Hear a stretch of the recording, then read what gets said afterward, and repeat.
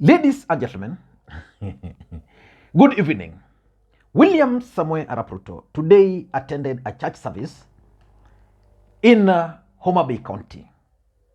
That was the first public event William Ruto was attending in Luo Nyanza after becoming officially the President of the Republic of Kenya. But one thing was clear during that event, that the elected leaders from Homabay County boycotted that event. And a discussion has emerged online whether Gladys Wanga, who is the governor, and Opondo Kaluma, who is the member of parliament, ought to have attended that particular event. In this video, I want us to look at why Gladys Wanga and Opondo Kaluma did not attend that event. Now, this is what Gladys Wanga posted just a few hours before William Ruto attended the event. Gladys said, Mombasa, Kenya, basically she was in Mombasa. His Excellency, the President, Dr. William Ruto, is today 2nd October 2022, scheduled to visit Homabay town to worship with us at the AIC Church. I wish to extend a warm welcome to the President on behalf of the great people of Homabay and request him to feel at home. I am, however, out of the county on official duty and will therefore be unable to join His Excellency for the church service and have communicated the same to His Excellency. The people of Homabay have a culture of great hospitality and will warmly receive the President as he visits to pray with us. Karibu sana. That's Governor Gladys Wanga. And in my view, that statement by Gladys Wanga was right in order. She was away, she could not attend the event, and the reason why she could not attend, I'm going to explain shortly. And another statement came from Opondo Kaluma. This came actually when the DP was already in Homabay. He's saying, just got information that President William Ruto will be in Homabay today. Welcome. I am unable to be with you due to lack of means. Let there be a better coordination in future so that the MP whose constituency you are visiting has information and is available to reach you. So basically what Opondo Kaluma is also suggesting here is that he was not informed about this visit and probably he was not able to receive the DP. Otherwise, if for example he was informed, probably he would have. Then after the DP had left, now he's saying, now explaining, because most people were like, how could he fail to get means? Because that's what he stated. He's saying, I got this information from social media at 10:30 a.m. today. By that time, the DP was already in Homabay. It takes vehicles 6 to 7 hours on average to reach Homabay from Nairobi, which is true. I don't own a chopper. The planes going to Kisumu do so early morning and evening. Ruto's protocol failed. So basically, it's about Ruto's protocol. And for me, if you ask me, it was designed like that. But why do you think these guys never attended this event? Number one, I think they were never invited. And that's what I've just explained. The truth is, this gentleman, the governor for Homabay, was not invited to this event. Opondo Kaluma was not invited to this event. And I'm seeing Jolumawar online suggesting that they ought to have attended because Professor Nyang' Nyong'o also attended Rigathi Gachagwa's event. Now, let us compare the two events. Rigathi Gachagwa's event was a national event. This was a private event. And Rigathi Gachagwa's event in Kisumu was supposed to be presided initially by Ruto. And the governor and his team were actually involved. I remember the governor was involved way before Gachagua came, and his protocol team and that of Rigathi Gachagua worked very closely. And the moment Gachagua arrived in Kisumu, the person who received Gachagua was actually none other than the governor for Kisumu. The governor for Kisumu, who is Professor Peter Anyang' Nyong'o. Gladys Wanga is in Mombasa. How do you expect her to drive all the way after receiving the information probably at night to arrive in Homabay? It was not possible.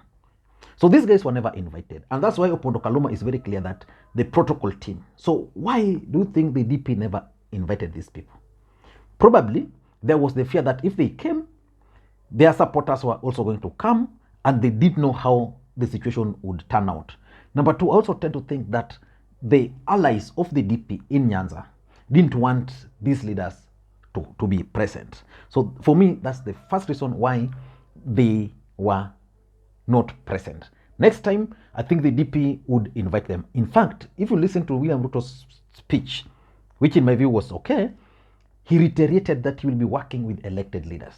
So William Ruto's associates should start operating with elected leaders from some of these regions, especially places like Nyanza. So that's number two.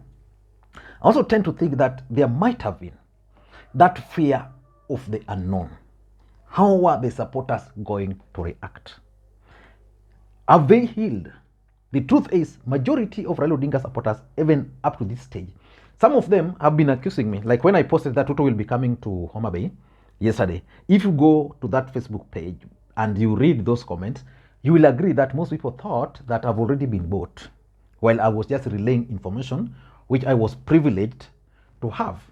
So there's that fear. In fact, if you go to comments, apart from those who were supporting Ruto previously, there's a strong feeling that Gladys Wanga and Opondo Kaluma were just right not to attend the event, because there was that fear that if they attended, how was Ruto going to be received? How are they going to be treated by their supporters? What about the party? So that fear of the unknown might have contributed, because if Gladys wanted to come, flights from Mombasa to Nairobi, they are very late night flights. Of course, even Ruto would have organized for her the means so that you would have landed in Nairobi, then used the same presidential chopper to Eldoret, to Homabay. Even Opondo Kaluma, who is saying that it takes 7 hours, if he really wanted to attend, probably that would have happened. And number three, I also think that these guys were never involved. And I'm going to agree with that.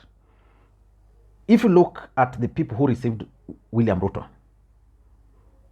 at the airport, or even in Homabay, there was Gumbo, there was basically the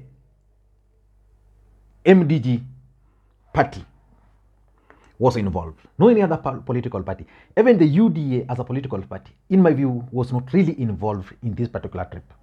Eliud was present there, but in his capacity as a cabinet secretary. Someone like, if you ask me, someone like the governor for Homabay, for Migori, former governor for Migori, Okoth Obado, was present because the DP arrived and it was easier for him to cross over. But this whole event, if you ask me, was organized by Davido Jings. That's why all his party members were there. So maybe the deputy president and his team plans to elevate Davido Jings' party to a higher level, because the party has a member of parliament in the name of Davido Jings. I'm also aware they have a bit of MCs here and there. Number four, there is also the possibility that Kenya Kwanza strategy for Nyanza is to use the people who stood with Ruto. That's what I'm seeing here. That's their strategy. So that they go to Nyanza minus these people, then they gauge the reaction.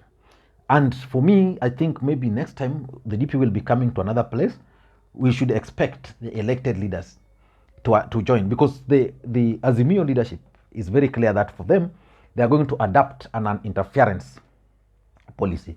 So which means their members of parliament, their senators, and the rest would actually be free to join. So, but the Kenya Kwanza, especially those from Nyanza, are not keen on embracing these people. Remember, these people are in competition. Most of them contested, they lost. Someone like Ranguma lost, Obado lost, several others lost, and some of these people believe that they deserve to join the government. If they allowed the ODM structures or the ODM supporters or the ODM elected leaders to be part and parcel of William Ruto's programs, then they will be edged out. They'll remain irrelevant. So for them to remain relevant, they must ensure that these guys are kept out of the picture. And that's why, if you listen to the DP, he was also very clear that next time he would want to work with elected leaders. And lastly, I think there was this fear that the Azimio leadership would not approve.